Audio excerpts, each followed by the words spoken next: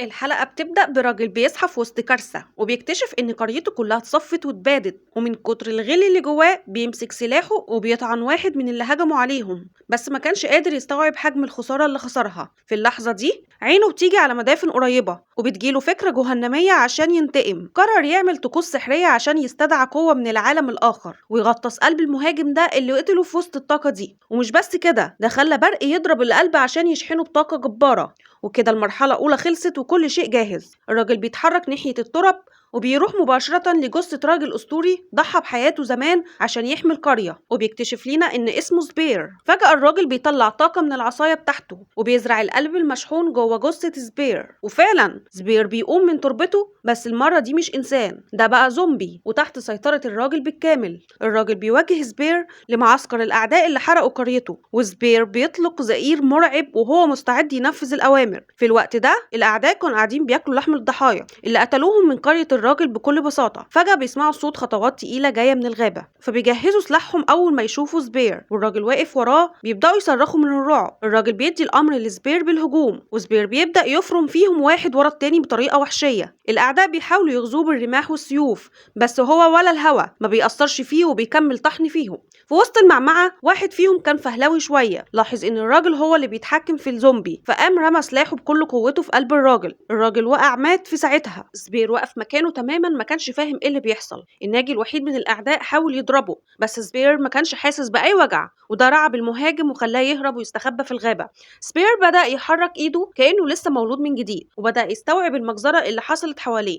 بص لإيده واكتشف إن هو اللي قتل كل الناس دي، بس ما كانش فاكر أي حاجة عن اللي حصل. وأكتر حاجة كانت غريبة لما دبانة وقفت على عينه، فبدأ يبص حواليه وهو تايه تماما، لا عارف هو فين ولا جه هنا ازاي. لما الصبح طلع واول خيط شمس لمسه، سمع صوت زئير قريب وبدأ يمشي بالراحة ناحية الصوت. الحيوانات اللي في الغابة اول ما شافوه طلعوا وهربوا في كل حتة. سبير وصل لبحيرة وبص لصورته في المية، وهنا اتصدم بالحقيقة، لقى حتة من جمجمته ناقصة ومكشوفة، وهو لسه بيحاول يفهم نفسه. طلع له تمساح عملاق من المية وبلعه في قطمة واحدة، بس سبير وهو جوه بطن التمساح قطع لسانه وخلاه يطفو في المية ومات التمساح في ساعتها. المطرة بدأت تمطر وغسلت الدم من على جسمه. سمع صوت رعد وبدأ يمشي وراه لحد ما لقى حد الغرق جرفه. فجأة جات له فلاش باك ذكرى لموت عيلته، فغزيرة الحماية صحيت جواه تاني. سبير أنقذ الشخص ده، بس الشخص أول ما شافه جري منه وهو مرعوب. سبير حصله وقلع له الماسك واتفاجئ إن الشخص ده ملامحه شبهه بالظبط. الشخص ده شاور لسبير إنه يمشي وراه، وفعلا سبير كان ماشي وراه بمشية الزومبي لحد ما وصلوا لقرية الشخص ده. الناس هناك أول ما شافوا سبير اترعبوا واستخبوا، بس الراجل حاول يقنعهم إن الكائن البدائي ده ما بيأذيش، وفعلا بدأوا يطمنوا ويطلعوا يقابلوه. الراجل دخل سبير كوخ عشان يرتاح وحس انه محتاج خصوصية، فخرج وسابه. سبير شاف عقرب ماشي على الرمل وبدأ يسيب علامات، فافتكر ذكرى لوحة قديمة. بدأ يرسم على الرمل عشان يحاول يفتكر أي حاجة، بس مهما حاول ذاكرته كانت ممسوحة تماما، ووصل لنتيجة انه مش هيفتكر ماضيه أبدا. فجأة سبير سمع صوت خيول كتيرة بتقرب من القرية. الفرسان بدأوا يقتلوا في أهل القرية بوحشية، وهنا سبير افتكر الناس اللي فقدهم زمان، ورغم انه مش فاكر تفاصيل بس عارف ان مهمته دلوقتي يحمي الناس دي. هجم على واحد من الفرسان ونزله ببوكس واحد موته. واحد تاني حاول يهجم عليه، سبير شال الحصان بتاعه ورماه وكأنه ورقة، ومسك حصان تاني من ديله وقتل اللي عليه، ولقى نفسه راكب الحصان. وهنا جات له ذكرى سريعة وهو راكب فوق ديناصور صاحبه. سبير جرى ورا الفرسان، بس هم ضربوا عليه عشرات السهام في ظهره ووقعوه. سبير اتحول لكتلة غضب وبدأ يقطع فيهم حرفيا لحد ما الباقيين هربوا بجلدهم. الراجل حاول يرجعه القرية، بس سبير سمع صوت زئير ديناصور فزقر هو كمان ومشى ناحية الصوت. ودي كانت الحلقة الأولى من مسلسل برايمر الموسم الثالث. ما تنساش لو عجبك الملخص دوس لايك واشتراك، واستنانا في ملخص جديد.